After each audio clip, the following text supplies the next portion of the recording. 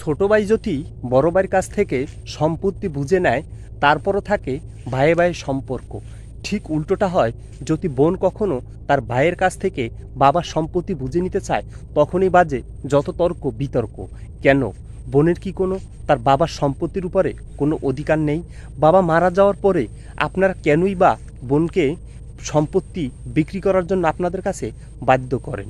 সম্পত্তি বিক্রি করার জন্য বাধ্য তো করেনি, তার উপরে সে কত টাকায় সম্পত্তি বিক্রি করবে সে মূল্যটাও আপনারা নির্ধারণ করে দেন। আপনারা এরকম একটা প্রথা জারি করেন যে বোনের সম্পত্তি যদি ভাইদের কাছে বিক্রি করে সেটা নাকি বাজারের চেয়ে কম মূল্যে বিক্রি করতে হবে। এটা এক ধরনের বাধ্যকতা ছাড়া আর কোনো কিছুই নাই।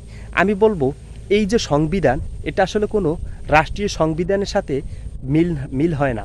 কারণ রাষ্ট্রীয় সংবিধানে আপনাদের এই আইন নাই। এটা হলো সম্পূর্ণ সংবিধান বিরোধী কাজ। তাই সংবিধান বিরোধী কাজ